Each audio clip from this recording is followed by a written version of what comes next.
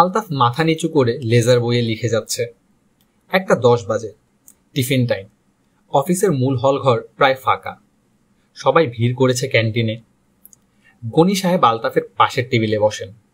তিনি পান মুখে দিতে দিতে বললেন, করছেন কি আলতাফ সাহেব? আলতাফ হাসল। গনি সাহেব বললেন, 1টা থেকে 2টা হচ্ছে রেস্ট পিরিয়ড। রেস্ট পিরিয়ডে কাজ করলে আয়ু কমে যায়। রেস্ট পিরিয়ডে অফিসের কোনো কাজ করবেন না। যত জরুরি কাজই থাকুক হাত গুটিয়ে বসে থাকবেন, পান খাবেন, সিগারেট খাবেন, পা নাড়বেন, খবরের কাগজ পড়বেন, কিন্তু ভুলেও কাজ করবেন না। জি আচ্ছা। খাওয়া দাওয়া করেছেন? জি। চা খাবেন নাকি? চলুন চা খেয়ে আসি। আমি দুপুরে চা খাই না। চায়ের কোনো সকাল দুপুর নেই, আসুন তো আমার সঙ্গে। আলতাফ মাথা নিচু করে বলল, এখন কোথাও যাব না।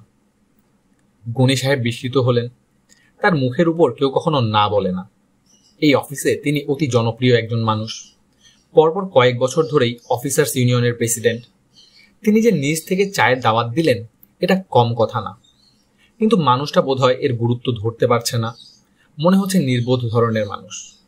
কেউ না বললে তা হজম করা গনি সাহেবের স্বভাব নয়। তিনি আলতাফের সামনের চেয়ার টেনে বসলেন। হাসি মুখে বললেন, অফিসের কাজকর্ম কেমন হচ্ছে? জি ভালো হচ্ছে। অসুবিধা হলে বলবেন। জি আচ্ছা। বড় কর্তাদের সাথে ঝামেলা হলেও বলবেন। আগের দিন এখন নেই, বুঝতে পারছেন? আলতাফ চুপ করে রইল। গনি সাহেব যথেষ্ট বিরক্ত হলেন। একটা বোকা বোকা ধরনের লোককে কাছে টানা যাচ্ছে না, এটা কেমন কথা? লোকটা কি তার গুরুত্ব বুঝতে পারছে না? বিপদে না পড়লে বুঝতে পারবে না। বিপদে শিগগিরই পড়বে, তখন ছুটে আসতে হবে তার কাছেই। দাঁত থাকতে মানুষ দাঁতের মর্যাদা বুঝে না, এ তো অতি পুরাতন কথা। যাই আলতাফ সাহেব। আচ্ছা। আলতাফ 5টা পর্যন্ত চেয়ারে বসে রইল। 5টার ঘন্টা পড়ার পর ফাইল গুছাতে শুরু করল। ঠিক তখন বড় সাহেবের পিয়ন এসে বলল, স্যার আপনারে বুলায়। যে কোনো বুদ্ধিমান মানুষ পিয়নের ডাকের ধরন থেকে বুঝে ফেলবে বড় সাহেবের মেজাজ ঠিক না। আলতাফ কিছু বুঝতে পারল না। বড় সাহেবের নাম মনসুর আলী। ছোটখাটো ধরনের মানুষ। তিনি প্রচন্ড গরমেও স্যুট পরে থাকেন। তাকে দেখে মনে হয় তিনি কারোর সাথে পাচে থাকেন না, কিন্তু তারপরও তার ছায়া দেখলেই অফিসের সবাই চমকে ওঠে। তিনি সচরাচর নিচের স্তরের কর্মচারীদের ডাকেন না। তার নীতি হলো দূরত্ব বজায় রেখে চলার নীতি। আলতাফের মতো একজন জুনিয়র কর্মচারী যে মাত্র সেদিন কাজে যোগ দিয়েছে, তাকে খাস কামরায় ডাকার কারণ কি? গনি সাহেব চিন্তিত মুখে অপেক্ষা করতে লাগলেন। ঘটনা না জেনে যাওয়া যায় না। বড় সাহেবের ঘরটা প্রকাণ্ড। ওয়াল টু ওয়াল কার্পেট। এয়ার কুলারের কাটা এত নিচে নামানো যে ঘরে ঢুকলেই শীতের কারণে শরীরে কাঁপন ধরে যায়। ঘরের আলো কম, সবকিছু পরিষ্কার দেখা যায় না। এত কম আলোতেও বড় সাহেব চোখে সানগ্লাস পরে থাকেন। এই অফিসের অতি পুরাতন কর্মচারী সগির মিয়াও কোনোদিন সানগ্লাস ছাড়া বড় সাহেবকে দেখেননি। অফিসের সবার ধারণা বড় সাহেবের একটা চোখ নষ্ট বলেই তিনি কালো চশমায় চোখ ঢেকে রাখেন। আলতাফ ঘরে ঢুকে ক্ষীণ গলায় বলল, স্যার ডেকেছেন? বড় সাহেব বললেন, আপনার নাম আলতাফ হোসেন? জি স্যার। কাজে যোগ দিয়েছেন কবে? 2 মাস হয়েছে স্যার। বসুন। আলতাফ বসল। বড় সাহেব খানিকটা ঝুঁকে এসে বললেন, এই ফাইলটা আপনার তৈরি করা না? জুন মাসের এক্সপেন্ডিচার ফাইল। জি স্যার, আমার করা। ফাইল ঘাঁটতে গিয়ে একটা কাগজ পেলাম। মনে হচ্ছে আপনার ওই হাতের লেখা। দেখুন তো এটা আপনার হাতের লেখা কিনা। বড় সাহেব পুরো ফাইলটাই এগিয়ে দিলেন। আলতাফ কাগজটার দিকে তাকিয়ে নিচু গলায় বলল, এটা আমারই লেখা। কি লিখেছেন এখানে? আলতাফ চুপ করে রইল। বড় সাহেব বললেন, আমি এই লেখার পাঠোদ্ধার করার চেষ্টা করেছি, আমার পক্ষে সম্ভব হয়নি। আলতাফ বলল, এই পাতাটা স্যার ভুল করে ফাইলে দিয়ে দিয়েছি। আমারও তাই ধারণা। বড় সাহেব ফাইলটা আবার নিজের কাছে নিলেন। ভ্রু কুঁচকে লেখাটার দিকে তাকিয়ে রইলেন। গুটি গুটি করে বিচিত্র হরফে কিছু জিনিস লেখা। বড় সাহেব অস্বস্তির সঙ্গে বললেন, জিনিসটা কি? কিছু না স্যার। যা লিখেছেন তা কি অর্থহীন, না কোনো অর্থ আছে? অর্থ আছে স্যার। পোকাদের নিয়ে একটা লেখা লিখেছি স্যার। কাদের নিয়ে লিখেছেন? পোকাদের নিয়ে, যেমন তেলাপোকা, মাকড়সা, শুঁয়োপোকা। সাংকেতিক ভাষায় লিখেছেন? জি স্যার। সাংকেতিক ভাষা আপনি জানেন নাকি নিজে তৈরি করেছেন? আলতাফ হোসেন ইতস্তত করে বলল, আমি তৈরি করেছি স্যার, তবে পোকারা আমাকে সাহায্য করেছে। পোকারা আপনাকে সাহায্য করেছে? জি স্যার। এখানে 2 ধরনের সাংকেতিক ভাষা আছে। প্রথমটা তেলা পোকাদের কাছ থেকে নেয়া, দ্বিতীয়টা পেয়েছি ঘুন পোকাদের কাছ থেকে। ঘুন পোকা? জি স্যার। আমি যে টেবিলে কাজ করি সেই টেবিলে অনেক ঘুন পোকা থাকে, ওরা আমাকে লিখতে সাহায্য করেছে। স্যার, আমি এখন উঠি? বসুন, আরো কিছুক্ষণ বসুন। তারা আছে? জি না স্যার, তারা নেই। আসুন চা খাওয়া যাক। আপনি চা খান তো? দিনে 2 কাপ চা খাই স্যার, সকালে 1 কাপ আর বিকালে 1 কাপ। এখন তো বিকাল, এখন খাওয়া যেতেই পারে। বড় সাহেব বেল টিপলেন, বেয়ারাকে চা দিতে বললেন। চায়ের কাপে চুমুক দিতে দিতে বললেন, এখানে কি লিখেছেন একটু পড়ুন তো শুনি। পোকাদের সাহায্য ছাড়া তো স্যার পড়া যাবে না। তার মানে কি এই যে এই লেখা আপনি কখনো পড়তে পারবেন না? পড়তে পারবো, পোকা থাকলেই পড়তে পারবো। আপনার ঘরে কোনো তেলাপোকা বা ঘুন পোকা নেই, আমি কি স্যার আমার টেবিলে গিয়ে পড়ে নিয়ে আসবো? থাক, আর একদিন দেখা যাবে। বড় সাহেব উঠে দাঁড়াতে দাঁড়াতে বললেন, আপনি কি এইসব ব্যাপার নিয়ে অফিসের কারোর সঙ্গে আলাপ আলোচনা করেন? না স্যার। না করাই ভালো। অফিস হলো অফিসের কাজকর্মের জন্য, পোকাদের সাংকেতিক ভাষা লেখার জন্য না। ঠিক বলেছি না? জি স্যার। আলতাফ বড় সাহেবের ঘর থেকে বের হয়ে দেখল গনি সাহেব অস্থির হয়ে অপেক্ষা করছেন। আলতাফ সাহেব, ব্যাপারটা কি? কিছু না। বড় সাহেবের ঘরে এতক্ষণ কি করলেন? চা খেয়েছি। গনি সাহেবের মুখ কঠিন হয়ে গেল। তিনি এই অফিসের যথেষ্ট ক্ষমতাবান ব্যক্তি, অফিসার্স ইউনিয়নের প্রেসিডেন্ট, অথচ তাকে এখনো বড় সাহেব তার অফিসে চা খেতে বলেননি। চা খাওয়া দূরে থাক, রুমে কখনো ডাকেননি। এর মানেটা কি? শুধু চাই খেলেন না আরো কিছু আলাপ টালাপ হলো? পোকাদের নিয়ে কথা বলেছি। বুঝতে পারলাম না, কাদের নিয়ে কথা বলেছেন? তেলাপোকা, ঘুন পোকা, মাকড়সা, এদের নিয়ে। গনি সাহেব হাসি মুখে বললেন, আচ্ছা আচ্ছা। মনে মনে বললেন, গভীর জলের মাছ, ডিপ ওয়াটার ফিশ। পোকাদের নিয়ে কথা বলা হচ্ছিল, আমার সঙ্গে মামদোবাজি, পোকার চাটনি বানিয়ে খাইয়ে দেব, তখন বুঝবে পোকা কি জিনিস। আলতাফ সাহেব, জি। চলুন আপনাকে রিকশায় তুলে দিয়ে আসি। আমি বাসে করে যাই।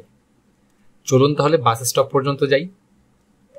গনি সাহেব ভেবেছিলেন যেতে যেতে আরো কিছু কথা বের করা যাবে। লাভ হলো না। আলতাফ হুঁ-হ্যাঁ ছাড়া কিছুই বলল না। বেটা আসলেই গভীর জলের মাছ, তার আগেই টের পাওয়া উচিত ছিল। টের পাননি। এখন থেকে বেটাকে চোখে চোখে রাখতে হবে, খাতির জমাতে হবে। সবচেয়ে ভালো হয় বাসা চিনে এলে। ছুটির দিনে বাসায় চলে যেতে হবে। আলতাফ সাহেব, জি। আপনার বাসা কোথায়? মগবাজারে। মগবাজারে কোথায়? রেল ক্রসিং এর কাছে। বলেন কি? আমার এক রিলেটিভ থাকে, আমি আসি প্রায়ই। দেখি একবার যাব আপনার বাসায়। ঠিকানাটা কি? আলতাফ ঠিকানা বলল। গনি সাহেব নোটবই বের করে ঠিকানা লিখে রাখলেন। মনে মনে ভাবলেন, কাল ছুটির দিন আছে, সন্ধ্যাবেলার দিকে চলে যাবেন। বেটা ভুল ঠিকানা দিয়েছে কিনা কে জানে। গভীর জলের মাছ, ভুল ঠিকানা দিতেও পারে। রাতে বজলুর রহমান কিছু খেলেন না।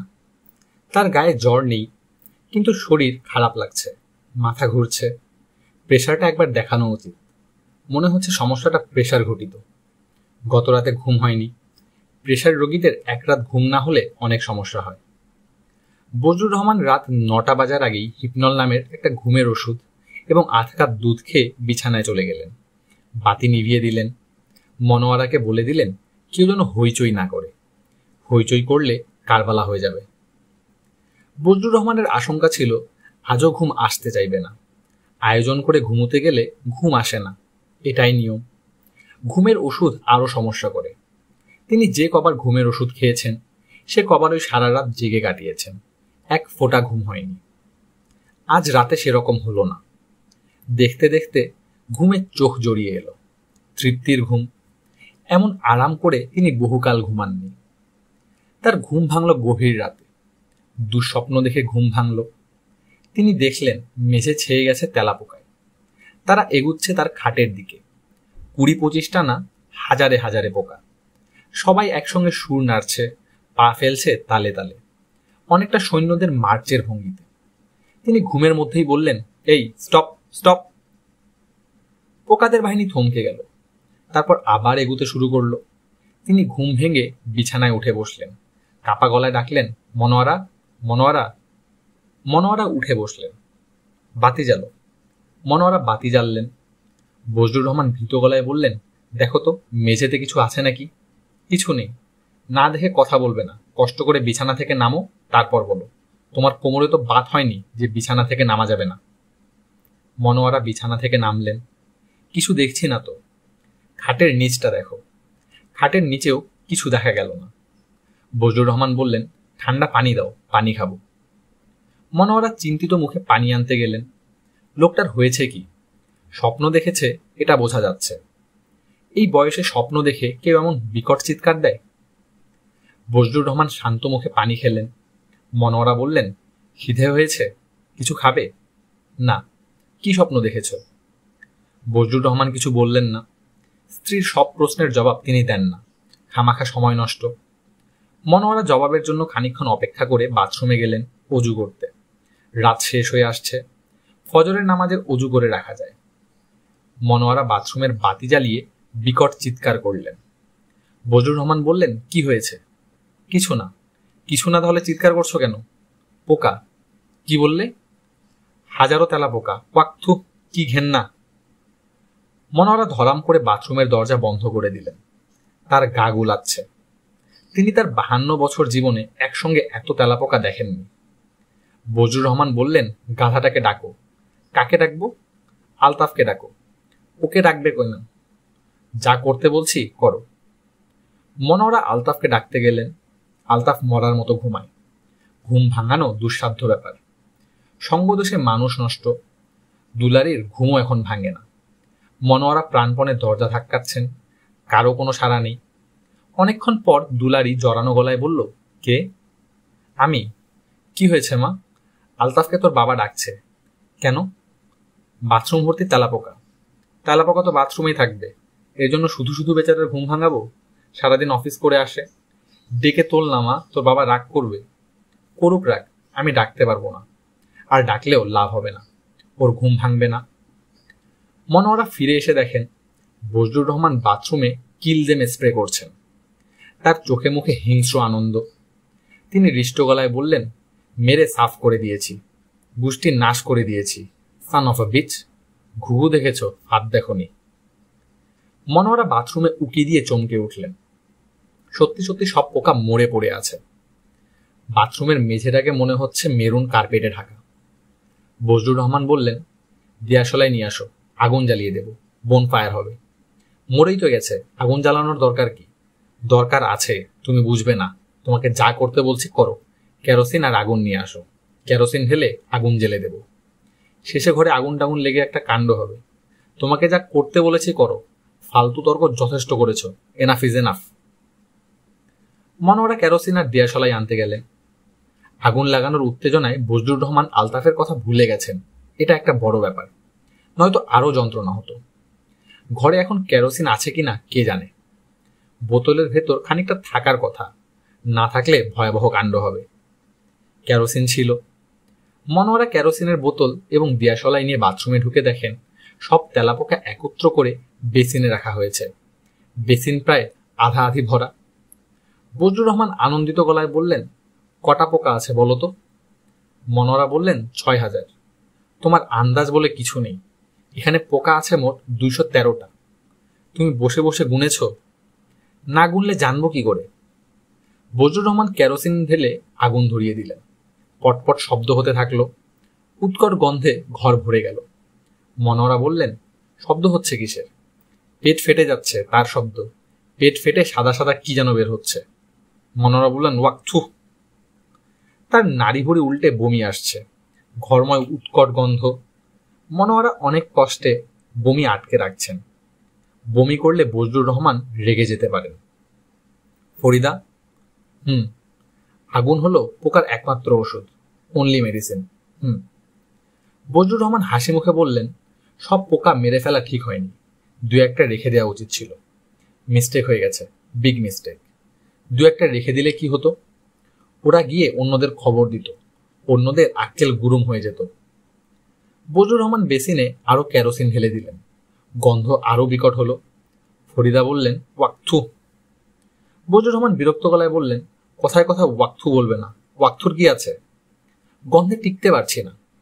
টিকতে না পারলে চলে যাও, দাঁড়িয়ে থাকতে বলেছে কে? ফরিদা মেয়ের ঘরে চলে গেলেন।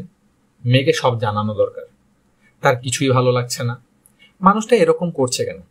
দুলারি জেগেই ছিল। ফরিদা একবার ডাকতেই উঠে এলো। বিরক্ত গলায় বলল, কি হয়েছে? তোর বাবার কাণ্ড কারখানা আমার ভালো লাগছে না। কি করছে বাবা?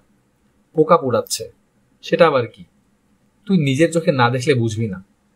দুলারি নিচে নেমে এলো।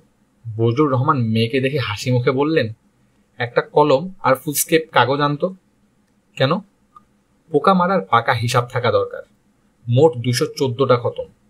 দিনের বেলা মারলাম একটা, রাতে মেরেছি 213, সব মিলিয়ে 214। আচ্ছা, মেরে সব সাফ করে দেব। রোজ রাতে বনফায়ার হবে। জ্বালো জ্বালো, আগুন জ্বালো। দুলারি বাবার দিকে অবাক হয়ে তাকিয়ে রইল। আনন্দে বজলুর রহমানের চোখ ঝলমল করছে। দুলারি বলল, তোমার কি হয়েছে বাবা? কি হবে আবার? কেমন যেন অদ্ভুত করে তাকাচ্ছ। তোকে খাতা কলম আনতে বলছি, আন। দুলারি কাগজ কলম আনতে গেল। যাবার সময় শুনল তার বাবা গুনগুন করে গানের সুর ভাবছেন। হিন্দি গানের সুর। লা লা লা লা লা লা। হচ্ছেটা কি? বাবা কি পুরোপুরি পাগল হয়ে গেছেন? দুপুরে লাঞ্চ ব্রেকের সময় মনসুর আলী তার বেয়ারাকে বললেন, আলতাফ সাহেবকে আসতে বলো। বেয়ারা হন্তদন্ত হয়ে ছুটে গেল। আলতাফের কাছে গিয়ে অন্য দিনের মতো তাচ্ছিল্যের ভঙ্গি করল না। চোখ বড় বড় করে বলল, বড় সাহেব আপনারে ডাকে, এক্ষণ চলেন, এক্ষণ। আলতাফ টিফিন বক্স খুলেছে। 2টা আটার রুটি, একটা ডিম, একটা কলা, এক কোনায় সামান্য আচার। সে কখনো আচার খায় না। তারপরও দুলারি প্রতিদিন টিফিন বক্সের এক কোনায় খানিকটা আচার দিয়ে দেয়। আলতাফ কলাটা বের করল। ফল সবার শেষে খাওয়া উচিত, সে সবার আগে খায়। ধীরে ধীরে কলার খোসা ছাড়াতে তার ভালো লাগে। আলতাফ কলার খোসা ছাড়াচ্ছে। বেয়ারা বিরক্ত হয়ে বলল, বড় সাহেব ডাকছেন তো। আলতাফ সহজ গলায় বলল, এখন যেতে পারবো না, খাচ্ছি। বেয়ারা এমন চোখে তাকাচ্ছে যেন তার জীবনের সবচেয়ে আশ্চর্যজনক ঘটনাটি সে এই মুহূর্তে ঘটতে দেখছে। গনি সাহেব উঠে এসে বললেন, কি হয়েছে? বড় সাহেব খবর দিলেন উনি যাবেন না। যাবেন না কেন আলতাফ সাহেব? খাচ্ছি তো। আপনার মাথাটা খারাপ কিনা সেটাই তো বুঝতে পারছি না। পরে খাবেন, খাওয়া পালিয়ে যাবে না। যান, শুনে আসুন। আলতাফ অনিচ্ছার সঙ্গে উঠে দাঁড়ালো। গনি সাহেব কানের কাছে মুখ নিয়ে বললেন, ভয় পাবেন না, আমরা পেছনে আছি। We are behind you. Altaf বিস্মিত হয়ে বলল, ভয় পাবো কেন? গনি সাহেব গলা আরো নামিয়ে দিয়ে বললেন, বড় সাহেবরা কেরানিদের সঙ্গে প্রেমালাপ করার জন্য ডাকে না। এটা শুধু খেয়াল রাখবেন, তাহলেই বুঝবেন ভয় পাবার কিছু আছে কি না। বড় সাহেব বললেন, কি খবর আলতাফ সাহেব? আলতাফ অস্বস্তির সঙ্গে বলল, খবর ভালো স্যার। বসুন। কি করছিলেন? টিফিন খেতে যাচ্ছিলাম স্যার। খেয়ে ফেলেননি তো? জি না। গুড, আমার সঙ্গে খাবেন। খেতে খেতে আপনার কথা শুনি। ওই দিন ঠিক মতো শোনা হয়নি। মনসুর আলী সাহেব নিজেই প্লেট এগিয়ে দিলেন। বড় লোকের খাবার খুব সাধারণ হয়, স্যান্ডউইচ এবং চা। আলতাফের পেটের একটা কোণা শুধু ভরল। সে দুপুরে চা খায় না। চা খাওয়ার জন্য কেমন যেন লাগছে। পেটে ভুটভাট শব্দ হচ্ছে। আলতাফ সাহেব। জি স্যার। ওই দিন পোকাদের ব্যাপারে কি যেন বলছিলেন, আবার বলুন। কি বলেছিলাম মনে নেই স্যার। পোকারা আপনাকে লেখার ব্যাপারে সাহায্য করে, এই সব। তা স্যার করে। একটু বুঝিয়ে বলুন। বলতে কোনো বাধা নেই তো? জি না, তবে আমি কাউকে বলি না। বলেন না কেন? দুলারি পছন্দ করে না। দুলারির ধারণা এইসব শুনলে লোকে আমাকে পাগল ভাববে। দুলারিটা কে? আমার মামাতো বোন। লালমাটিয়া কলেজে বিএ পড়ে। পোকার ব্যাপারটা শুধু সেই জানে? আমার মামা মামিও জানেন। তারা কি আপনাকে পাগল ভাবেন? জি না, ভাবেন না। তারা আমাকে খুব স্নেহ করেন। এবার বলুন আপনার পোকার কথা। বলার মতো কিছু নেই স্যার। পোকাদের আমরা খুব তুচ্ছ করি। ওদের তুচ্ছ করা ঠিক না। এরকম তুচ্ছ করলে ওরা রেগে যেতে পারে। এরা সহজে রাগে না, একবার রেগে গেলে মুশকিল। ও আচ্ছা, মানুষের চেয়ে ওদের বুদ্ধি অনেক অনেক বেশি। ও আচ্ছা, আপনার কি ধারণা ওদের স্কুল কলেজ আছে? ওদের ব্যাপারটা ঠিক আমাদের মতো না। ওরা সবাই একসঙ্গে চিন্তা করে, একসঙ্গে ভাবে। এইভাবে তারা শেখে। যেমন স্যার মনে করুন, একটি তেলাপোকা আপনার রান্নাঘরে আছে, আরেকটা আছে আমাদের অফিসে রান্নাঘরের পোকাটা কি ভাবছে তা আমাদের পোকাটা জানে।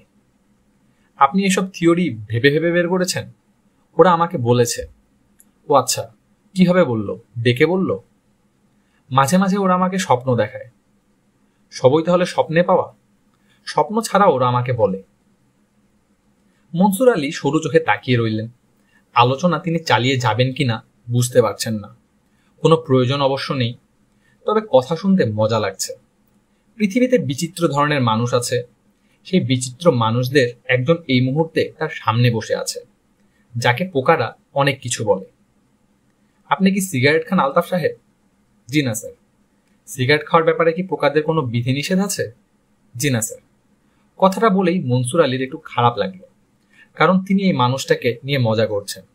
বিচিত্র মানুষদের নিয়ে সবাই মজা করে, এটা এদের স্বাভাবিক পরিণতি। কিছুদিনের মধ্যেই হয়তো দেখা যাবে অফিসের সবাই একে ডাকছে পোকা বাবু। তিনি আলতাফ সম্পর্কে খোঁজ খবর নিয়েছেন। নির্বিরোধী লোক, অফিসের কাজে অতি দক্ষ।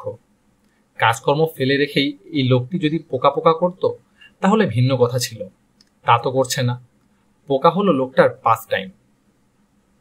আলতাফ সাহেব। জি স্যার। আপনার এই পোকার ব্যাপারটা কতদিনের? অর্থাৎ কতদিন থেকে আপনি পোকাদের ব্যাপারগুলি বুঝতে পারছেন? অনেক দিনের ব্যাপার স্যার, খুব ছোটবেলার। বলুন তো শুনি। আমি স্যার বলতে পারবো না। বলতে কি কোনো নিষেধ আছে? নিষেধ নেই, কিন্তু বলতে ইচ্ছা করে না। এটা স্যার আমি দুলারিকেও বলি না। দুলারি নামের আপনার মামাতো বোনকে আপনি সবকিছুই বলেন? জি স্যার বলি। হঠাৎ হঠাৎ গভীর রাত্রে আমার ঘুম ভেঙে যায়, তখন বলতে ইচ্ছা করে। শেষ পর্যন্ত বলা হয় না। আমার মনে হয় পোকারাই বাধা দেয়। ওরা তো আমাদের নিয়ন্ত্রণ করে, আমরা বুঝতে পারি না। পোকারা আমাদের নিয়ন্ত্রণ করে? জি স্যার করে। এই যে আপনি এত ক্যান্ডিডেট থাকতে আমাকে চাকরি দিয়েছেন, পোকাদের কারণে দিয়েছেন। পোকারা আপনাকে বাধ্য করেছে। বোর্ডের মেম্বাররা আমাকে চাকরি দিতে চায়নি, আপনি জোর করে দিয়েছেন। আপনার তাই ধারণা? ধারণা না স্যার, এটাই সত্যি। এই যে আপনি কালো চশমা পরে থাকেন, পোকারা সেটা করেছে। বুঝতে পারছি না। আপনার ঘর ভর্তি ছোট ছোট পোকা। আপনি যাতে এদের দেখতে না পারেন এই জন্য পোকারা আপনাকে কালো চশমা পরিয়ে রাখে। আপনি মনে করছেন আপনি নিজের ইচ্ছায় কালো চশমা পরছেন, আসলে তা নয়। এগুলি পোকারা আপনাকে বলেছে? জি না স্যার, এগুলি আমার অনুমান। মনসুর আলী গম্ভীর গলায় বললেন, আচ্ছা যান, কাজ করুন, অনেক গল্প করা হলো। আলতাফ নিজের চেয়ারে ফিরে আসা মাত্র গনি সাহেব ছুটে এলেন। গলার স্বর নামিয়ে প্রায় ফিসফিস করে বললেন, সমস্যাটা কি? কোনো সমস্যা নেই। স্যার কি নিয়ে আলাপ করলেন? পোকা নিয়ে। গনি সাহেব মনে মনে বললেন, হারামজাদা, আমার সঙ্গে রসিকতা? আমি তোর পাছা দিয়ে পোকা ঢুকাই দেব। বাঘের ঘরে ঘুঘের বাসা। এমনিতে অবশ্যই সহজ গলায় বললেন, আচ্ছা আচ্ছা, পোকা নিয়ে কথা বলা খুব ভালো, বলুন, কথা বলুন। মনসুর আলী বেলা ৩টার দিকে চোখ থেকে কালো চশমা খুললেন। তার চোখ জ্বালা করতে লাগলো। আলো তার একেবারেই সহ্য হয় না। বেয়ারাকে বললেন জানালার পর্দা সরিয়ে দিতে। পর্দা সরানোর পরেও ঘরে তেমন আলো হলো না, কারণ জানালা বন্ধ এবং জানালার কাছে নীল রং করা। জানালা খুলতে হলে এয়ার কুলার বন্ধ করতে হয়। মনসুর আলী এয়ার কুলার বন্ধ করে জানালা খুলতে বললেন। জানালা খোলা খুব সহজ ব্যাপার হলো না। দীর্ঘদিন বন্ধ থাকায় সব জং ধরে গেছে। মিস্ত্রি ডাকিয়ে জানালা খুলতে হলো। মনসুর আলী তার রিভলভিং চেয়ারে বসে দেখলেন সারি সারি পোকা তার টেবিলের পা বেয়ে উপরের দিকে উঠছে। তার প্রথমে মনে হলো পিঁপড়া। এরা বর্ষার সময় ডিম নিয়ে শুকনো আশ্রয়ের খোঁজে যায়। ভালো করে লক্ষ্য করে দেখলেন পিঁপড়া না, অন্য কোনো পোকা, লালচে রং, 10টা করে পা। শুধু যে টেবিলেই পোকা তা না, মেঝেতেও পোকা, দেয়ালে পোকা। দেয়ালের পোকাগুলির রং সাদা, দেয়ালের রঙের সঙ্গে মিশে আছে। খুব ভালো করে লক্ষ্য না করলে বোঝাই যায় না। মেঝেতেও পোকা, এদের রং আবার নীলচে। মেঝের কার্পেটের সঙ্গে সেই রঙের কিছু মিল আছে। তার মাথা ধরে গেল, প্রচণ্ড মাথা ধরল। মাথা ধরার অবশ্যই যুক্তিসঙ্গত কারণ আছে। অনেকদিন পর চোখে কড়া আলো এসে লেগেছে। নিয়মের ব্যতিক্রম করে মনসুর আলী আজ অফিস ছুটি হওয়ার 1 ঘন্টা আগেই বাড়ি চলে গেলেন। আলতাফ বাড়ি ফিরে দেখে দুলারি শুকনো মুখে বারান্দায় দাঁড়িয়ে। আলতাফ বলল, কি হয়েছে? দুলারি কাদো কাদো গলায় বলল, কিছু হয়নি। আলতাফ বলল, তুমি আজ কলেজে যাওনি? কলেজে কি করে যাব? বাসায় কত কাণ্ড হচ্ছে। কি কাণ্ড? বাবার মাথা পুরোপুরি খারাপ হয়ে গেছে। ও আচ্ছা। আলতাফ এমনভাবে ও আচ্ছা বলল যেন মাথা পুরোপুরি খারাপ হয়ে যাওয়া খুবই স্বাভাবিক ঘটনা, রোজই হয়। দুলারি বলল, তুমি তাড়াতাড়ি একজন ডাক্তারের কাছে যাও। আচ্ছা, আমিও যাব। বাবার কি হয়েছে ডাক্তারকে বুঝিয়ে বলবো। তুমি বলতে পারবে না, বাবাকে সঙ্গে নেওয়া যাবে না। আচ্ছা, কোন ডাক্তারের কাছে যাওয়া যায় বলো তো? বিধুবাবু পাড়ার হোমিওপ্যাথ, ভালো ডাক্তার। রোগীর ভিড় লেগেই আছে। আগে তার ফি ছিল 5 টাকা, সম্প্রতি 10 টাকা করেছেন। তবে পুরনো রোগীদের বেলায় এখনো 5 টাকা। বিধুবাবু দুলারিকে দেখেই বললেন, তোর বাবার গলার কাটা দূর হয়েছে তো? গলার কাটার একটাই ওষুধ, হোমিওপ্যাথি। চিকিৎসা শাস্ত্রে গলার কাটার আর কোনো ওষুধ নেই। বিধুবাবুর এই এক সমস্যা, একবার কোনো ওষুধ দিলে বছরের পর বছর মনে থাকে। 4-5 বছর পরেও বিধুবাবুর সঙ্গে যদি দুলারির দেখা হয়, তিনি হাসি মুখে বলবেন, তোর বাবার গলার কাটাটার অবস্থা কি? তার ওষুধে কাটা দূর হয়নি এটা বললে ঘণ্টাখানেক বক্তৃতা শুনতে হবে। দুলারি সে কারণেই প্রসঙ্গ পাল্টে ফেলল। করুণ গলায় বলল, চাচা, বাবাকে একটা ওষুধ দিন। কি হয়েছে? মাথা গরম হয়েছে। বাবা চারদিকে শুধু তেলাপোকা দেখতে পাচ্ছেন। ব্যাপারটা বুঝতে পারলাম না। দুপুরবেলা ঘুমোতে গিয়েছেন, চাদর গায়ে দিয়েই চিৎকার শুরু করলেন, পোকা পোকা। আমরা ছুটে গেলাম, দেখি বাবা থরথর করে কাঁপছেন, অথচ একটা পোকাও নেই। কিন্তু বাবা চারদিকে পোকা দেখছেন। ও আচ্ছা। বাথরুমে যখন যান তখন সেখানেও পোকা দেখেন। বেসিনে পোকা, মেঝেতে পোকা, কমোডে পোকা, কিন্তু আমরা দেখি না। ঘুমের মধ্যেও তেলাপোকা দেখেন। বিকেলে মাথায় হাত বুলিয়ে অনেক কষ্টে ঘুম পাড়িয়েছি। হঠাৎ জেগে উঠে বললেন, আমার সারা শরীরে পোকা উঠে গেছে, দেখতে পাচ্ছিস না? বিধুবাবু স্বস্তির নিঃশ্বাস ফেলে বললেন, ও কিছু না, বিকার হয়েছে। পেট গরমের জন্য হয়েছে। হজমের গন্ডগোল হলে হয়, পিত্ত নষ্ট হয়ে যায়, সেখান থেকেই বিকার। আর্নিকা 200 এক ফোঁটা খাইয়ে দে, আর দেখতে হবে না। আর্নিকা হলো বিকারের বাবা। এক ফোঁটাতেই কাজ হবে? আধা ফোঁটাতেও হবে। আধা ফোঁটা করা যায় না বলেই এক ফোঁটা। হোমিওপ্যাথির মজা এখানে। তাহলে এক গল্প শোন, 1953 ঘটনা। গল্পটা আর একদিন শুনি চাচা। আরে শুনে যা, পরে মনে থাকবে না। আমার কাছে একবার এক রোগী এসেছেন।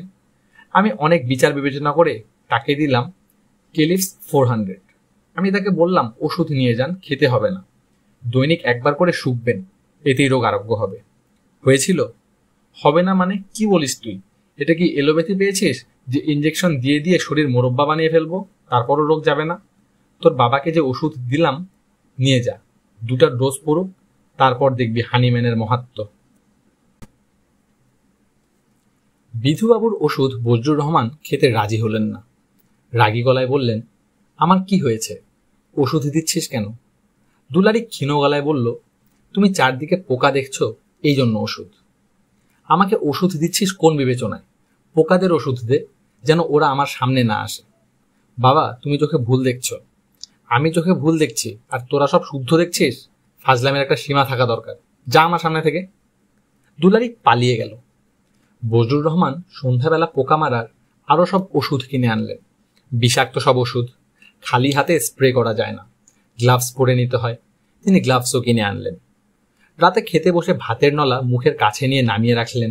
মনোয়ারা বললেন, কি হয়েছে? ভাতে তেলাপোকার গন্ধ, মুখে নেওয়া যাচ্ছে না। নতুন চালের ভাত, গন্ধ হবে কেন? সেটা আমাকে জিজ্ঞেস করছো কেন? ভাতকে জিজ্ঞেস করো। ঘরে পোলাওয়ের চাল আছে, দিই তোমাকে 4টা ফুটিয়ে দাও। বজরুর রহমান সেই চালের ভাতও খেতে পারলেন না, মুখের কাছে নিয়ে ফেলে দিলেন। ক্ষিপ্ত গলায় বললেন, এখন তো আরো বেশি গন্ধ, মনে হচ্ছে তেলাপোকা সিদ্ধ করে নিয়ে এসেছে। রাতে কিছু না খেয়েই তিনি বিছানায় গেলেন। বালিশে মাথা রেখেই লাফ দিয়ে বিছানায় উঠে বসলেন। মনোয়ারা ভয়ে ভয়ে বললেন, কি হয়েছে? বজরুর রহমান থমথমে গলায় বললেন, বিছানা বালিশ ধুতে মনে থাকে না? করো কি সারাদিন? পোকার গন্ধে ঘরে থাকা যাচ্ছে না। ধোয়া একটা চাদর দেই? কিচ্ছু দিতে হবে না। দুলারি ভয়ে ভয়ে বলল, বাবা, তুমি বুঝতে পারছো না তোমার শরীর খারাপ করেছে। বিধু চাচার ওষুধটা খেয়ে নাও, তোমার পায়ে পড়ি বাবা। বজরুর রহমান বললেন, নিয়ে আয় তোর ওষুধ। বজরুর রহমান বাকি রাতটা বারান্দার চেয়ারে বসে কাটালেন। তার সঙ্গে জেগে রইলেন মনোয়ারা এবং দুলারি। শুধু আলতাফ যথাসময়ে ঘুমোতে গেল। দুলারি কাঁদো কাঁদো গলায় বলল, বাবার এত বড় অসুখ, তুমি দিব্যি ঘুমোতে যাচ্ছ? তোমার কি মায়া দয়া নেই? আলতাফ হাই তুলতে তুলতে বলল, পোকাদের সঙ্গে কথা হয়েছে, ওরা মামার উপর রাগ করেছিল, আমি বুঝিয়ে বলেছি, সকালবেলা ঠিক হয়ে যাবে। দুলারি রাগ চাপতে চাপতে বলল, পোকা বিষয়ে তুমি আর কোনো কথা আমাকে বলবে না। আচ্ছা, একজন মানুষ পোকার ভয়ে মারা যেতে বসেছে আর তুমি আরাম করে ঘুমোতে যাচ্ছ? পোকাদের ভয় পাওয়ার কিছু নেই, ওরা মানুষের ক্ষতি করে না। কে বলল তোমাকে? ওরাই বলেছে। ওরা জানে মানুষ খুব অসহায়, এই জন্যই ওরা মানুষকে রক্ষা করে চলে। পোকারা যদি ঠিক করে, তাহলে তারা একদিনে পৃথিবীর সব মানুষ শেষ করে দিতে পারে। আজে বাজে কথা বলবে না তো, তোমার ঘুম দরকার, তুমি ঘুমাও। আলতাফ ঘুমিয়ে পড়ল। বিধুবাবুর আর্নিকা 200 ওষুধের জন্যই হোক কিংবা আলতাফের কারণেই হোক, ভোরবেলায় বজলুর রহমান নিতান্তই সাধারণ মানুষ। আগ্রহ করে সকালের নাস্তা খেলেন। মনোহরা ভয়ে ভয়ে বললেন, রুটিতে তেলাপোকার গন্ধ পাচ্ছ না তো? বজলুর রহমান ক্ষিপ্ত গলায় বললেন, সব সময় উদ্ভট কথা, রুটিতে তেলাপোকার গন্ধ হবে কেন? রুটি কি তেলাপোকার পাউডার দিয়ে বানায়? মনোহরা তৃপ্তির হাসি হাসলেন। বেলা 11টা। মনসুর সাহেব আলতাফকে নিজের ঘরে ডেকে নিয়ে গেছেন। তাদের দুজনের সামনেই কফির মগ। আলতাফ কফিতে একটা চুমুক দিয়ে মগ নামিয়ে রেখেছে। সে কিছুতেই ভেবে পাচ্ছে না এমন কুৎসিত জিনিস মানুষ কি করে খায়।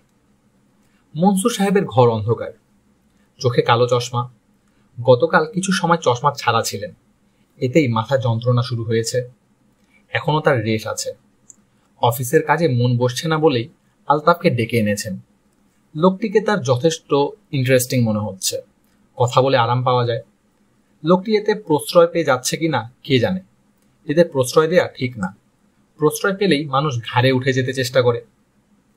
মনসুর সাহেব ঠিক করে রেখেছেন আজই শেষ দিন, আর কোনো গল্পগুজব হবে না। আলতাফ সাহেব, জি স্যার। কফি খাচ্ছেন না যে? ভালো লাগছে না স্যার। অভ্যাস না থাকলে ভালো না লাগারই কথা। আপনি কি ধূমপান করেন? জি না। ধূমপানও অভ্যাসের ব্যাপার, অভ্যাস না থাকলে সিগারেটের ধোঁয়ায় দম বন্ধ হয়ে আসবে। আবার যারা অভ্যস্ত তারা পাগল হয়ে থাকে এই ধোঁয়াটার জন্য। জি স্যার। মনসুর সাহেব সিগারেট ধরিয়ে তার রিভলভিং চেয়ারে হেলান দিলেন। খানিকটা ইতস্তত করে বললেন, পোকাদের ভাষায় যে কাগজে কিছু লেখা লিখেছিলেন সেটার বিষয়বস্তু সম্পর্কে বলুন। মনসুর সাহেব ড্রয়ার থেকে কাগজটা বের করলেন। আলতাফ কাগজটা হাতে নিল, নিচু গলায় বলল, স্যার, আমি তো ওদের সাহায্য ছাড়া পারবো না। ওদের সাহায্য নিয়েই করেন। তাহলে আমার নিজের টেবিলে চলে যাই। যান, লাঞ্চ টাইমে আসবেন, তখন দেখব। আলতাফ উঠে দাঁড়ালো। মনসুর সাহেব গম্ভীর গলায় বললেন, পোকা প্রসঙ্গে এটাই হবে আপনার সঙ্গে আমার শেষ বৈঠক। জি আচ্ছা স্যার।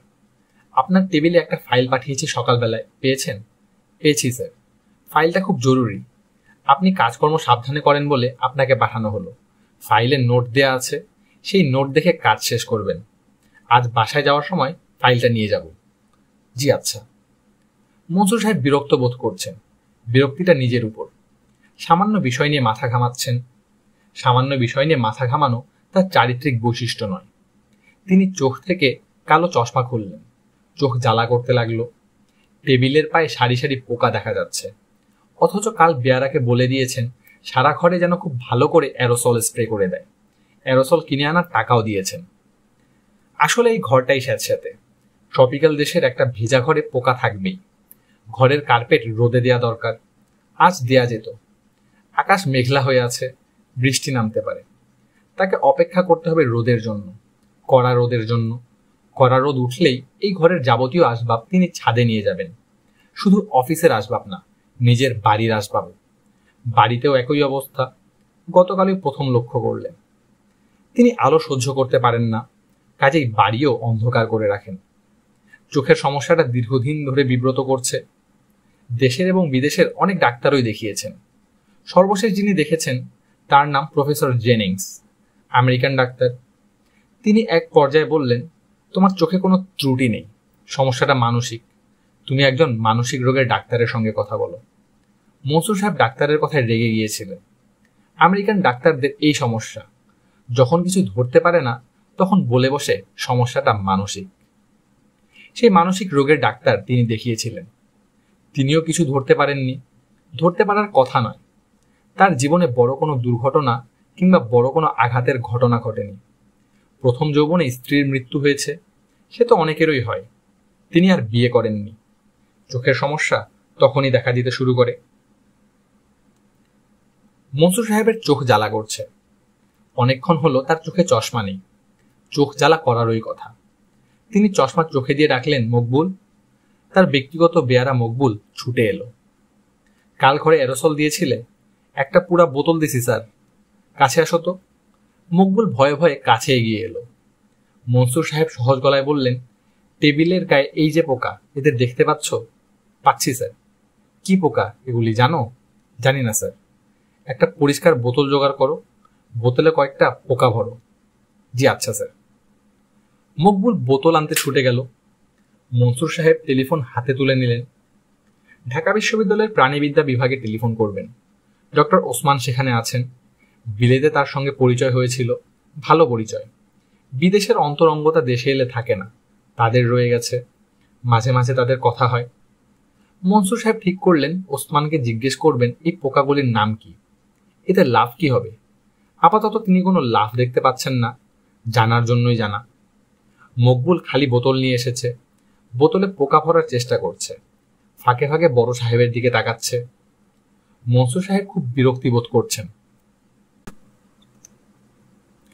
গনি সাহেব লক্ষ্য করলেন আলতাফ চোখ বন্ধ করে আছে। দীর্ঘ সময় চোখ বন্ধ করে থাকে, তারপর চোখ খুলে কাগজে কি সব যেন লিখে, আবার চোখ বন্ধ করে ফেলে। গনি সাহেব এগিয়ে গেলেন। কি করছেন আলতাফ সাহেব? আলতাফ চোখ মেলে শান্ত গলায় বলল, এখন যান। করছেনটা কি? একটা জরুরি কাজ করছি। আমি তো দেখছি চোখ বন্ধ করে আছেন, মাঝে মাঝে বিড়বিড় করছেন। প্লিজ এখন বিরক্ত করবেন না। এমন কি কাজ যে চোখ বন্ধ করে থাকতে হয়? চোখ বন্ধ করে একটা কাজই ভালো করে করা যায়, তার নাম ঘুম। গনি সাহেব, দয়া করে আমাকে বিরক্ত করবেন না। আচ্ছা ভাই, আচ্ছা, আর বিরক্ত করব না। আপনি বড় সাহেবের পেয়ারের লোক, বিরক্ত করে শেষে কোন ঝামেলায় পড়ি। শেষে দেখা যাবে চাকরিই খতম, নো জব, ছেলে মেয়ে নিয়ে না খেয়ে থাকতে হবে। আলতাফ কিছু বলল না, চোখ বন্ধ করে ফেলল। তাকে পোকাদের সাহায্য নিয়ে লেখাটা শেষ করতে হচ্ছে। তারা তেমন সাহায্য করে না, একটা শব্দ বলে আবার সেটা দিয়ে অন্য শব্দ বলে। আলতাফ লিখেছে, হে মানব সম্প্রদায়, তোমাদের জন্য আছে অন্ধকার ভবিষ্যৎ, কারণ তোমরা অন্ধকারের জীব। তোমাদের সৃষ্টি হয়েছিল অন্ধকারের জন্য, তোমরা সেখানেই ফিরে যাবে। ফিরে যেতে হবে শুরুতে। একই লেখা আবার অন্যভাবে লিখতে হয়েছে, কারণ পোকারা কিছু কিছু শব্দ বদলে দিয়েছে। আলতাফ আবার লিখল, অভিবাদন মানব সম্প্রদায়, তোমাদের জন্য আছে মঙ্গলময় অন্ধকার, কারণ তোমাদের মঙ্গল অন্ধকারে। মঙ্গলের জন্য তোমাদের সৃষ্টি, তোমরা সৃষ্টিতে ফিরে যাবে, এক বিন্দুতেই আদি এবং অন্ত। এ নিয়ে মোট 4টা অনুবাদ তৈরি হলো। আলতাফি 4টার মধ্যে কোনটা রাখবে বুঝতে পারছে না। পোকারা বলছে কোনোটা ফেলা যাবে না, প্রতিটি সত্য। সত্য এক ও অভিন্ন নয়, সত্যের অনেক ছবি, প্রতিটি ছবি আলাদা আলাদা সত্য। ডক্টর ওসমান বোতলে ভর্তি পোকাগুলোর দিকে তাকিয়ে আছেন। মনসুর বললেন, এদের নাম কি? ডক্টর ওসমান হাসি মুখে বললেন, এদের নাম হলো পোকা, ইনসেক্ট। কি পোকা? বৈজ্ঞানিক নাম চাও না সাধারণ নাম হলেই চলবে? সাধারণ নাম জানলেই হবে। এরা এক ধরনের উই পোকা। উই পোকার অনেক ভ্যারাইটি আছে, এটা হলো বিশেষ এক ভ্যারাইটি। এরা সাধারণত মৃত জীবজন্তুর গায়ে ঘুরে বেড়ায়। দেখতে পিঁপড়ার মতো হলেও পিঁপড়াদের সঙ্গে তাদের খানিকটা প্রভেদ আছে। পিঁপড়ারা মৃত জীবজন্তু খেয়ে ফেলে, এরা খায় না, শুধু ঘুরে বেড়ায়। কেন কেন তা তো জানি না, ওদের জিজ্ঞেস করা হয়নি। ডক্টর ওসমান শরীর দুলিয়ে হাসতে লাগলেন। মনসুর সাহেব বন্ধুর হাসিতে যোগ দিতে পারলেন না। রসিকতা কখনোই তাকে আকর্ষণ করে না। হাসি থামিয়ে ওসমান সাহেব বললেন, মনসুর, হঠাৎ পোকা নিয়ে মেতেছ কেন? পোকা তোমার বিষয় না। মানুষের বিষয় তো বদলায়, তোমার কি বদলেছে? বুঝতে পারছি না। আচ্ছা, আর একটা কথা, পোকাদের কি বোধ শক্তি আছে? মানে চিন্তা বা কল্পনা করার ক্ষমতা আছে? বোধ, চিন্তা, কল্পনা এসব উচ্চ মার্গের বিষয়ের জন্য দরকার মস্তিষ্ক, ঘিলু। তা পোকাদের নেই বললেই হয়। ওরা বেঁচে থাকে ইনস্টিংক্টের উপর। ওদের চালিকা শক্তি ইনস্টিংক্ট, মস্তিষ্ক নয়। ঘিলুর পরিমাণ বেশি থাকলে বোধ, চিন্তা এবং কল্পনা এসব বেশি থাকবে? অবশ্যই। গরু এবং গাধার মাথায় তো অনেকখানি মগজ থাকে, অন্তত মুরগির চেয়ে বেশি থাকে, কিন্তু গরুর বোধ বা বুদ্ধি কোনোটাই মুরগির চেয়ে বেশি না। ডক্টর ওসমান কিছুক্ষণ স্থির চোখে তাকিয়ে থেকে বললেন, তোমার মূল সমস্যাটা বলো, তারপর যুক্তিতর্কে যাওয়া যাবে। সমস্যা কিছু না। কিছু না বললে তো হবে না, কিছু একটা তো আছেই। What is that? মনসুর সাহেব সিগারেট ধরাতে ধরাতে বললেন, আমাদের অফিসের একজন কর্মচারী, তার ধারণা সে পোকাদের সঙ্গে কমিউনিকেট করতে পারে, পোকারা তার সঙ্গে কথা বলে। ওসমান সাহেব মোটেই চমকালেন না, স্বাভাবিক গলায় বললেন, পৃথিবীতে অনেক লোক আছে যারা জিন পরি বিশ্বাস করে, এদের সঙ্গে কথা বলে। অনেকে আছে যারা প্রেতাত্মার সঙ্গে কথা বলে, তাতে কি যায় আসে? পৃথিবীতে কোটি কোটি মানুষ, তাদের অতি ক্ষুদ্র এক ভগ্নাংশ কি বলছে না বলছে তা মোটেই গুরুত্বপূর্ণ নয়। তাদের স্থান হওয়া উচিত পাগলাগারদে। পাগলাগারদে? অবশ্যই পাগলাগারদে। শুধু শুধু একটা লোক কেন বলবে সে পোকাদের কথা বুঝতে পারে? অন্যদের বোকা বানানোর জন্য বলবে। তোমার অফিসের ওই কর্মচারী তোমাকে এই কথা বলেছে কারণ সে তোমাকে বোকা বানাতে চেয়েছে। তার উদ্দেশ্য সফল হয়েছে। তুমি বোকা বনেছ কারণ তুমি খানিকটা হলেও ব্যাপারটা বিশ্বাস করেছ। আমার অফিসের ওই কর্মচারীটা বোকা ধরনের। আমার মনে হয় না সে আমাকে বোকা বানাতে চায়। তাহলে ধরে নিতে হবে তোমার ওই কর্মচারীটির মাথা খারাপ। কায়দা করে তাকে দু একটা প্রশ্ন করলেই পুরো ব্যাপারটা বের হয়ে যাবে। তুমি কি তাকে জেরা করেছ? না। জেরা করো, সহজ জেরা না, ঘাঘু উকিলের জেরা, দেখবে সব বের হয়ে আসবে। তারপর তাকে গলা ধাক্কা দিয়ে অফিস থেকে বের করে দাও। এই জাতীয় লোক প্রতিষ্ঠানের জন্য ক্ষতিকর। মনসুর সাহেব চুপ করে রইলেন। ওসমান সাহেব বললেন, তোমার হয়ে আমি তাকে প্রশ্ন করতে পারি। করব? বেশ তো করো। এখনই চলো আমার সঙ্গে। যাবে? ওসমান সাহেব বললেন, যাওয়া যেতে পারে। তারা অফিসে পৌঁছলেন 5টার কিছু পরে। আলতাফকে পাওয়া গেল না। সে ঠিক 5টায় অফিস থেকে বের হয়ে গেছে। ওসমান সাহেব বললেন, লোকটার বাসায় যাওয়া যায়, সেটাই ভালো হবে। বাসার ঠিকানা জানা আছে? মনসুর সাহেব বললেন, ঠিকানা বের করা কোনো সমস্যা না। তুমি কি সত্যি যাবে? হ্যাঁ, যাব। চলো যাই। যদিও আমার এখন মনে হচ্ছে আমরা খানিকটা বাড়াবাড়ি করছি। ওসমান সাহেব কিছু বললেন না। তার মুখের বিরক্ত ভাব আরো স্পষ্ট হলো। তিনি কোনো রকম আগ্রহ বোধ করলেন না, তবে তা মনসুর সাহেবকে জানাতেও চান না। ক্ষমতাবান বন্ধুদের সামান্য আগ্রহকেও বড় করে দেখতে হয়, এটাই নিয়ম। একটা লোক পোকার সঙ্গে কথা বলে, ব্যাপারটাই হাস্যকর। হাস্যকর জেনেও তিনি প্রশ্রয় দিচ্ছেন, কারণ মনসুরকে প্রশ্রয় দিতে হয়। সবাই দেবে, সমাজ এটা ঠিক করে দিয়েছে। অনেকক্ষণ ধরে দরজার কড়া নড়ছে। সন্ধ্যাবেলা কেউ এলে বজলুর রহমান অত্যন্ত বিরক্ত হন। বেকুব লোকজন বেছে বেছে সন্ধ্যাবেলা মানুষের বাসায় যায়। এদের কানে ধরে ঠাস করে মাথায় একটা বাড়ি দেওয়া উচিত। সভ্য সমাজে বাস করে এই কাজ করা সম্ভব না। বজলুর রহমান দরজা খুললেন। দুজন লোক দাঁড়িয়ে। একজনের চোখে আবার সন্ধ্যাবেলাতেও কালো চশমা। এটা কি আলতাফ সাহেবের বাসা? বজলুর রহমান বিরক্ত গলায় বললেন, এটা আলতাফের বাসা হবে কেন? এটা আমার বাসা। বাসাও না, এটা হলো বাড়ি, আমার নিজের বাড়ি। আলতাফ সাহেব কি ভাড়াটে? হ্যাঁ, ভাড়াটে বলা যায়, তবে ওর কাছ থেকে ভাড়া নেই না। আমি ওর মামা। আপনারা কে? আমরা ওনার অফিসেই আছি। কলিগ? জি, কলিগ। আলতাফ সাহেব কি বাসায় আছেন? না, নেই, কাঁচা বাজারে পাঠিয়েছি। ঘরে 2 দিন ধরে বাজার নেই। আপনারা বসুন, এসে পড়বে। আসতে কি দেরি হবে? দেরি হবার কথা না, তবে গাধা টাইপের ছেলে তো, হতেও পারে, কিছুই বলা যায় না। আমরা না হয় কিছুক্ষণ বসি। বসুন। বজলুর রহমান বসার ঘর খুলে দিলেন। ঘর অন্ধকার। বজলুর রহমান বিরক্ত গলায় বললেন, অন্ধকারে বসে থাকতে হবে। ইলেকট্রিক লাইনে গন্ডগোল হয়েছে, বাতি জ্বলে না। গাধাটাকে বলেছি একটা মিস্ত্রি ডেকে আনতে, সেটা তার মনে থাকে না। আপনারা বসুন, দেখি ঘরে মোমটম কিছু আছে কিনা।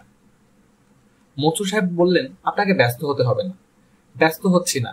ঘরে মোমবাতি আছে কিনা সেটা খোঁজা কোনো ব্যস্ততা না। আপনারা চা খাবেন? ওসমান সাহেব বললেন, অসুবিধা না হলে খেতে পারি। অসুবিধা তো হবেই। সন্ধ্যাবেলা হলো কাজকর্মের সময়, নামাজের সময়। তার উপর ঘরে নেই কাজের লোক। অসুবিধা হবে না তো কি? তাহলে থাক। থাকবে কেন? চা খেতে চেয়েছেন, খাবেন। অসুবিধা হলেও ব্যবস্থা হবে। বজলুর রহমান ঘর ছেড়ে বের হয়ে গেলেন। ওসমান সাহেব নিচু গলায় বললেন, ইন্টারেস্টিং ক্যারেক্টার। এই পরিবারের একজন সদস্য পোকার সঙ্গে কথা বলবে, এতে আশ্চর্য হবার কিছু নেই, এটাই স্বাভাবিক। মোমদানে মোমবাতি নিয়ে ঘরে ঢুকলো দুলারি। মনসুর সাহেব এবং ডক্টর ওসমান দুজনেই চমকে উঠলেন। অসম্ভব রূপবতী একজন তরুণী। মোমবাতি হাতে ঘরে ঢুকতেই ঘরের চেহারা পাল্টে গেল। দুলারি বলল, ও এসে পড়বে। আপনারা একটু বসুন, আমি চা দিচ্ছি। বাবা নামাজ পড়ছেন, আপনাদের কিছুক্ষণ একা একা বসে থাকতে হবে। মনসুর সাহেব বললেন, কোনো অসুবিধা নেই। দুলারি বলল, আপনারা কি ওর অফিস থেকে এসেছেন? জি। অফিসে কি কোনো ঝামেলা হয়েছে? না, কোনো ঝামেলা হয়নি। আপনার পরিচয় কি জানতে পারি? দুলারি লজ্জিত গলায় বলল, আমি ওর স্ত্রী। তারা দুজন আবারও একটা ধাক্কা খেলেন, বড় ধরনের ধাক্কা। আলতাফ টাইপের লোকদের যেন এরকম স্ত্রী মানায় না, এরকম স্ত্রী থাকা উচিত নয়। এদের স্ত্রীরা হবে হাবাগোবা ধরনের, কালো, রোগা মুখে মেস্তার দাগ। ঘরের কাজ সারতে সারতে যাদের নাভিশ্বাস উঠবে, যাদের কোলে সবসময় রোগা ভোগা একটা শিশু থাকবে, যার একমাত্র লক্ষ্য থাকবে মায়ের বুকের দুধের দিকে। দুলারি চা নিয়ে ঢুকল, শুধু চা। মনসুর সাহেব লক্ষ্য করলেন কাপ পরিষ্কার, ইডিচে চা জমে নেই। তার চেয়ে বড় কথা 3টা কাপ। মেয়েটিও বোধহয় তাদের সঙ্গে চা খাবে। এসব পরিবারে এ ধরনের ভদ্রতা ঠিক আশা করা যায় না। এরা সচরাচর স্বর ভাষা ঠান্ডা চা কাজের লোক দিয়ে পাঠিয়ে দেয়। একটা পিরিচে থাকে মিয়ানো টক স্বাদের কিছু বাসি চানাচুর। মনসুর সাহেব বললেন, সরি, আপনাকে কষ্ট দিলাম। দুলারি বলল, কষ্ট কিসের? কোনো কষ্ট না।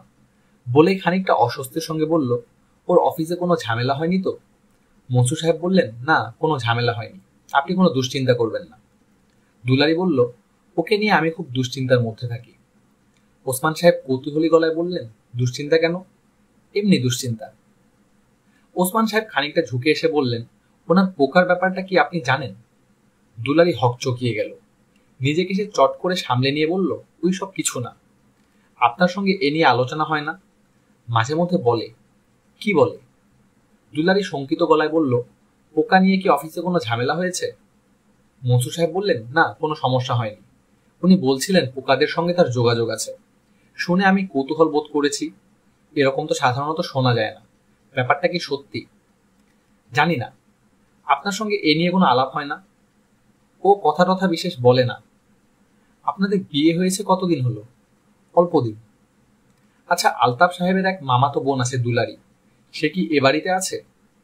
দুলারি চমকে উঠে বলল, আমার নামই দুলারি।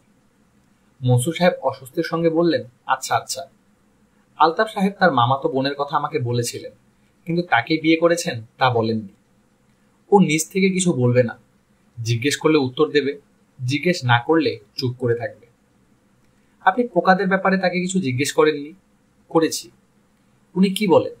আসলেই পোকারা তার সঙ্গে কথা বলে? হুম। আপনি তার কথা বিশ্বাস করেন? হুম। কেন বিশ্বাস করেন? আপনি কি কোনো প্রমাণ পেয়েছেন? না। তাহলে বিশ্বাস করেন কেন? ও তো কখনো মিথ্যা কথা বলে না। আলতাফ এই পর্যায়ে বাজারের ব্যাগ হাতে ঘরে ঢুকলো। মনসুর সাহেবকে দেখে সে মোটেই অবাক হলো না, যেন এটাই স্বাভাবিক। অফিসের বড় সাহেবকে সন্ধ্যাবেলা ঘরে বসে থাকতে দেখা যেন খুবই সাধারণ ঘটনা। মনসুর সাহেব ওই আগ বাড়িয়ে কথা বললেন, আলতাফ সাহেব ভালো আছেন? জি স্যার। বাজার করে ফিরলেন? জি স্যার। আপনার সঙ্গে কথা বলার জন্য এসেছি। আমার বন্ধুকে সঙ্গে নিয়ে এসেছি, উনি ডক্টর ওসমান, মাস্টারি করেন। আপনি বরং হাত মুখ ধুয়ে আসুন। জি আচ্ছা স্যার। আমরা অসময়ে এসে আপনার অসুবিধা করলাম না তো? জি না। মনসুর সাহেব কৈফিয়ত দেবার মতো ভঙ্গিতে বললেন, পোকামাকড় হচ্ছে আমার বন্ধুর বিষয়। সে এই বিষয়ে বিশ্ববিদ্যালয়ে পড়ায়, তার আগ্রহেই আপনার কাছে আসা। জি আচ্ছা স্যার। যান, আপনি হাত মুখ ধুয়ে ফ্রেশ হয়ে আসুন। আলতাফ চলে গেল। আলতাফের সঙ্গে দুলারিও বের হয়ে গেল। তার অনেক কাজ, রান্না জড়াতে হবে, ঘরে মশলা নেই, মশলা বেচতে হবে, বাজারের গুঁড়া মশলা বজলুর রহমান খান না, ঘরে কাজের লোক নেই। ডক্টর ওসমান মনসুর সাহেবের দিকে ঝুঁকে এসে বললেন, বেকুব ধরনের মানুষ বলে মনে হচ্ছে। মনসুর কিছু বললেন না। ডক্টর ওসমান বললেন, এদের পেছনে সময় নষ্ট করার কোনো মানে হয় না। চলে যেতে চাও? এসেছি যখন বসি। আলতাফ এসে সামনে বসলো। তার বসার ভঙ্গিতে কোনো রকম দ্বিধা বা সংকোচ দেখা গেল না। ডক্টর ওসমান হাসি মুখে বললেন, আলতাফ সাহেব, আপনার পোকাদের বিষয়ে কিছু বলুন। কি বলবো? যা বলতে চান বলুন। কিছু বলতে চাই না স্যার। বলার সমস্যা আছে? জি না, ইচ্ছা করে না। ওসমান সাহেবের ভ্রু কুঁচকে উঠল। লোকটা যে নির্বোধ এই বিষয়ে তিনি পুরোপুরি নিঃসন্দেহ হলেন। একমাত্র নির্বোধরাই অফিসের বড় সাহেবের সামনে এমন ভঙ্গিতে কথা বলার সাহস পায়। ওসমান সাহেব কঠিন গলায় বললেন, আমি শুনেছি পোকাদের সঙ্গে আপনার ভাবের আদান প্রদান হয়। আলতাফ চুপ করে রইল। ওসমান সাহেব অসহিষ্ণু স্বরে বললেন, জবাব দিচ্ছেন না কেন? ওদের চিন্তাভাবনা আপনি নাকি বুঝতে পারেন? সব সময় পারি না, ওরা যখন ইচ্ছা করে তখনই শুধু বুঝি, ওরা ইচ্ছা না করলে পারি না। ওদের কথা বুঝতে হলে তো ওদের বুদ্ধিবৃত্তি আপনার স্তরে আসতে হবে।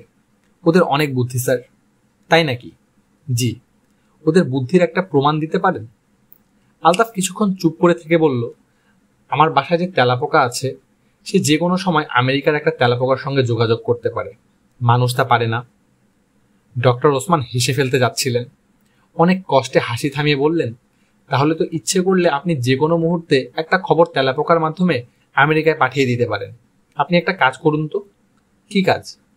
আমার এক ভাই থাকে ক্যালিফোর্নিয়ার পেনসিলভেনিয়ায়, তার ঠিকানা দিচ্ছি, আপনি তেলাপোকার মাধ্যমে খবর এনে দিন ওদের ছেলে মেয়ে কটি, তাহলে বুঝবো আপনার তেলাপোকার ক্ষমতা আছে। পারবেন না? জি না স্যার। পারবেন না কেন? আমরা যেমন ঠিকানা বলি, এত নং বাড়ি, এই রাস্তার নাম, সেটা তেলাপোকাদের অজানা। আমি আমেরিকা বললেও কিছু বুঝবে না, তারা জায়গা চিনে গন্ধ দিয়ে। ওদের কাছে এক এক জায়গার এক এক রকম গন্ধ। ও আচ্ছা, এক এক জায়গার এক এক রকম গন্ধ। জি স্যার। ভালো, নতুন জিনিস জানা গেল। এরা মানুষের চিন্তাভাবনা কাজকর্ম নিয়ন্ত্রণ করে, এটাও নতুন তত্ত্ব। আপনি বলতে চাচ্ছেন যে আমরা কি করব না করব তা ঠিক করে দেবে পোকারা? জি স্যার, এরা খুব সূক্ষ্মভাবে করে, চট করে ধরা যাবে না। আপনার মতো দুই একজন লোক শুধু ধরতে পারে, তাই না? জি। মনসুর সাহেব এতক্ষণ চুপ করেছিলেন। তিনি চুপ করে থাকবেন বলেই ভেবেছিলেন, এখন আর কথা না বলে পারলেন না। বিরক্ত গলায় বললেন, তাহলে তো আলতাফ সাহেব আমাদের ধরে নিতে হয় যে পোকাদের প্রচণ্ড ক্ষমতা। ঠিক বলেছেন স্যার, অসম্ভব ক্ষমতা। একবার পৃথিবী জুড়ে প্লেগ মহামারী হলো, কোটির উপর মানুষ মারা গেছে, পোকারাই এটা করেছে। আমি যতদূর জানি প্লেগ ছড়িয়েছিল ইঁদুর, প্লেগের জীবাণু এনে দিয়েছিল তেলাপোকারা, তারা ইঁদুর দিয়ে ছড়িয়ে দিয়েছে। পোকারা মানুষদের যেমন নিয়ন্ত্রণ করে, অন্য জীবজন্তুদেরও করে। ওসমান সাহেব হাসি চাপবার জন্য কয়েকবার কাশলেন। আলতাফ বলল, স্যার, এই পৃথিবীটা পোকাদের, ওরা আমাদের থাকতে দিচ্ছে বলেই থাকতে পারছি, অর্থাৎ আমরা ওদের করুণায় বেঁচে আছি। ওসমান সাহেব বললেন, আপনার কথা শুনে আনন্দিত হলাম, মজা পাওয়া গেল। শেষ প্রশ্ন, পোকারা এইসব কথা বলার জন্য আপনাকে খুঁজে বের করলো? আরও তো লোক ছিল, নাকি তাদের মতে আপনি একমাত্র জ্ঞানী ব্যক্তি? আপনাকে ওদের পছন্দ করার কারণ কি? ওদের জিজ্ঞেস করিনি, সময় পেলে জিজ্ঞেস করবেন। আজ উঠি? জি আচ্ছা স্যার। উঠে দাঁড়াতে দাঁড়াতে ওসমান সাহেব বললেন, পোকাদের একটা ডেমনস্ট্রেশন হলে মন্দ হতো না। আলতাফ সাহেব পোকাদের সঙ্গে কথা বলছেন, আমরা শুনছি, এরকম একটা কিছু। পারবেন আলতাফ সাহেব? আলতাফ বলল, জি না স্যার। কিছু মনে করবেন না আলতাফ সাহেব, আমার ধারণা আপনি অন্যদের বোকা বানিয়ে আনন্দ পান, এই কাজটি করবেন না। আলতাফ কিছু বলল না। ওসমান সাহেব বললেন, আপনার উচিত কোনো সাইকিয়াট্রিস্টের সঙ্গে কথা বলা। মানুষকে ভাওতা দিয়ে বেড়ানো এক ধরনের অসুস্থতা, বুঝতে পারছেন? পারছি স্যার, কিন্তু আমি সত্যি কথাই বলছি। সত্যি কথা বললে তো ভালোই। ঠিক তখন উঠতে উঠতে ঘরে একটা তেলাপোকা ঢুকলো। পোকাটা বসলো ওসমান সাহেবের পায়ের কাছে। আলতাফ চমকে উঠে বলল, ওকে স্যার, মারবেন না। ওসমান সাহেব পোকাটাকে মারতেন না, পোকা মেরে আনন্দ পাবার বয়স তার নেই, কিন্তু আলতাফের কথা শুনেই সম্ভবত জুতো দিয়ে পিষে ফেললেন। পথে নেমে ওসমান সাহেব বললেন, মনসুর, তোমার প্রথম কাজ হচ্ছে এই মহা বেকুবকে তুমি অফিস থেকে গলা ধাক্কা দিয়ে বের করে দেবে। তোমার দ্বিতীয় কাজ হচ্ছে আমার সময় নষ্ট করার জন্য জরিমানা দেবে, বড় ধরনের জরিমানা।